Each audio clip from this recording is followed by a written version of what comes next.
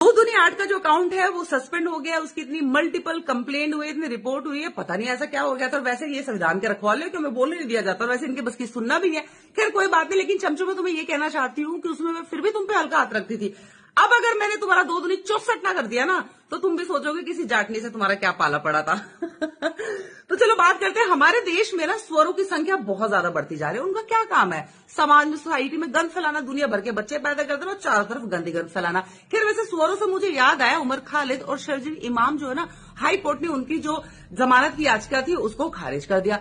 अब जितने भी चमचे और वो ओला वाले हैं ना, वो छातियां पीटना शुरू हो गए। हाय हाय बेचारे, हाय हाय मासूम, हाय हाय अल्पसंख्यक, 5 साल से जेल में बैठे। अरे मैं कहने लग रही कि दिक्कत होने लग रही थी, हमने 5 साल तक जेल में बैठे, फ्री की रोटी तोड़ने लग रहे, बताना काम ना धंधा, आराम से सोए और कुछ करना भी ना पड़ता है, फ्री की रोटी खाने लग रहे। अब देखिए इन बेचारों को पुलिस ने क्यों ही पकड़ लिया, क्या ही कर दिया था इन लोगों ने। 2020 में जो दिल्ली में सीए के खिलाफ जो प्रोटेस्ट कर रहे थे, उसमें इन्होंने क्या प्लान करा था? दंगे ही तो कराए थे। क्या हो गया? दंगे करा दिए तो उसमें थोड़े बहुत लोग मारे गए, क्या ही फर्क पड़ता उससे? पता नहीं ये सरकार भी और दिल्ली पुलिस भी पता नहीं इनके पीछे पड़ रखी है आदों क्या। और कोर्ट भी ना, हाई कोर्ट ना निचली अदालत ना ऊपरी अदालत, कोई भी इनको जमानत भी नहीं दे रहा। सब मिले मैं बेचारे मासूम की इतनी छोटी सी मस्ती के लिए इतनी बड़ी सजा की उसकी जमानत भी नहीं होने देने लग रहे। अब एक बात बताओ, ये उसका देश नहीं है कि उसकी मर्जी वो इस देश में बांटता है, काटता है, कुछ भी करे। वैसे बांटने से याद आया, उसकी एक वीडियो वायरल होने लग रही, देखा क्या कह रहा है वो?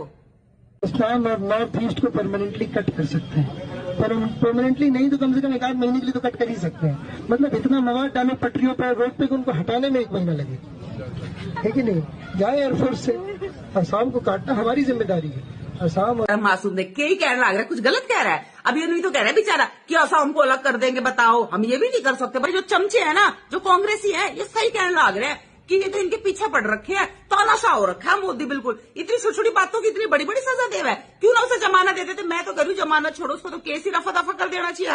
और वो बेचारा उमर खालिद है, उसकी क्या गलती थी? वो भी धर लिया। वो जो ग्रुप था जिसमें सारी प्लानिंग है, प्लॉटिंग होने लग रही थी ना, क्या करना है, कब कब करना है, कैसे कैसे करना है, वो तो चुपचाप सुनने लग रहा था। मैं भारत सरकार और एक बात कहना चाह रही थी, मैं उमर खालिद का इस्तेमाल ही नहीं करना आ रहा। देखो ये कितना एक्सपर्ट है कि ग्रुप में चुपचाप बैठ रहा होगा, आंटी की तरह कान लगाकर सारी बात सुनता रहोगा, थाता के सारी बात बता भी देगा। जो पाकिस्तान में भी वाले ग्रुप नहीं है, किसी तरीके से सेटिंग करा के इसे वहां पहुंचवा दो, और बल्कि वे इसे ले भी लेंगे आसानी तय। और फिर देखो ये अंदर की सारी खबर था कान लगा के आंटी की तरह था बताता रहोगा। बताओ, करो उमर खालिद का सही इस्तेमाल।